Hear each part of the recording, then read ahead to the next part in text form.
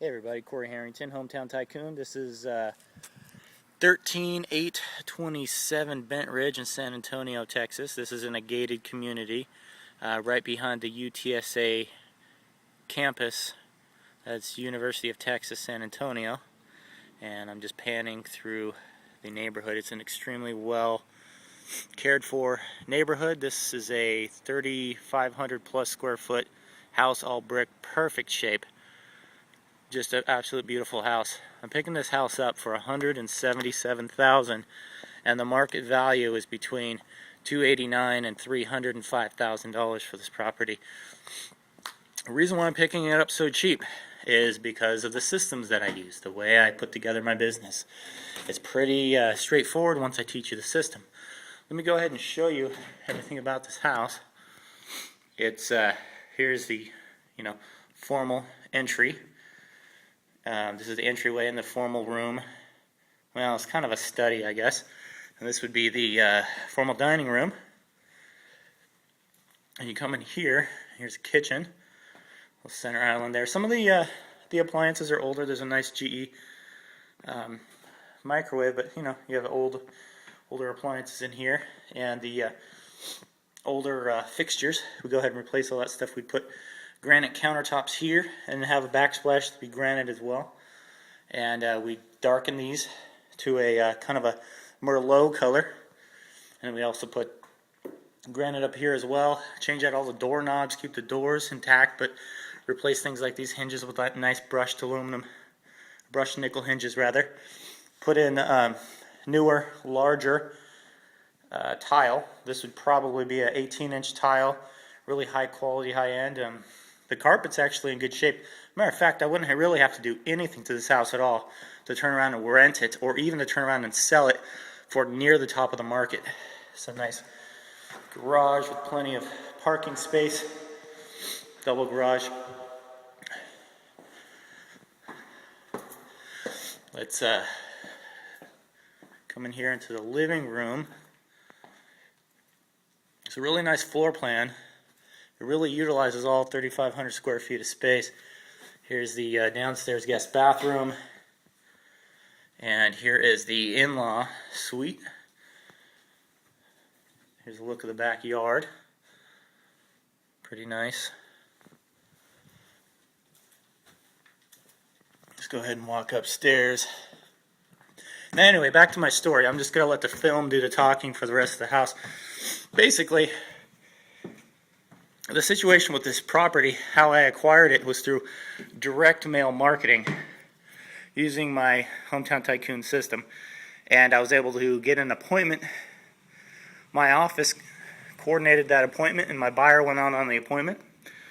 I trained my buyer how to come out and buy properties, and he went ahead and put this under contract.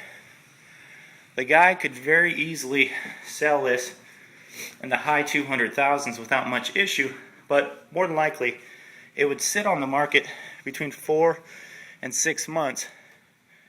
The renter left the property half a month ago, and he's an out-of-state owner, and the last thing he wants to deal with would be putting this on the market, making sure the property is not vandalized during the process of sale, and just basically his decision was peace of mind. He knew that our company would go ahead and purchase this property, and he would get $177,000. We believe he owes $20,000 to $30,000 on his note based on the information that we were presented. So he's going to make a nice $140,000, $150,000 profit. And that's a nice trade-off for peace of mind in a quick transaction. He's already made plenty of money with the property, renting it, and now it's time to move on to new opportunities. So there are many, many different reasons why people will sell a property, but the bottom line is you have to capture that, understand how to process that information to your advantage, and make sure that you do what you have to do to further the sale. Truth and honesty, understanding of situations, good business relationships, professionalism, the human interaction is what it takes to get these types of deals.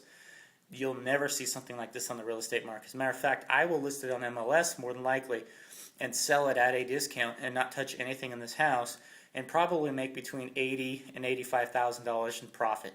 I'll probably be able to accomplish this in several months because I'm not going to try to price it at retail. I'm going to try to price it about $1,000 over tax value, and I think that's a very good strategy. I will also give a $10,000 seller concession for improvements and upgrades. That could be kitchen, whatever. But the property's in excellent shape. Had it not been, I'd discount it even deeper. Even if I bought it at $177,000 and it needed $30,000 or $40,000 worth of fix, I would go ahead and do those fixes, and I would sell it, and I'd still make a profit. I'd probably make between $20,000 and $40,000, but still, that's a great day. What you need to realize, and excuse me, I have allergies. This house is making me sneeze. What you need to realize is you can basically go out there and put a house under contract like this and give yourself enough time by the way you put your contract together to go out and shop this opportunity to other investors. I can go out there and dump this. So as I was saying, I had a phone call there, excuse me. I could probably dump this property next week for about $210,000 and sell it before my contract expires 2 weeks from now. But if I didn't have my investors in place, if I didn't have a list of people that I can call that I know have the ability to fund this property, you'd run the risk of losing that. So there are steps, there are marketing things that you need to do day one, which is continually contact investors out there. There are people that are advertising saying they're looking to buy houses. You call those bandit signs. Rather than train you on everything right now, I'm just going to go ahead and direct you to my website, www.hometowntycoon.com, and there's plenty of information there for you to figure out how to do this whole process.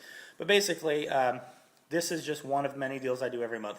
We come across a deal like this with this much equity, with very little in repairs, if any repairs, probably once every other month, but I'm coming into approximately 35 and 40 houses every single month where I have an opportunity to make a deal work. Most likely, I reject the majority of those things, and on average, I'm buying about 8 houses a month every single month. Sometimes I buy them and rent them. Sometimes I buy them, fix them, and sell them retail. Sometimes I just wholesale them. Other times I will wrap the existing mortgage and sell it to someone else, transfer deed over to them, and then I take the note, effectively being the bank. There are many different strategies, but these are the 4 strategies that work very well. I will teach you how to do these strategies. I hope that this helped you out, and next video you see will be of the results of this transaction. So stay tuned, and this is Cory Harrington for Hometown Tycoon. Thank you.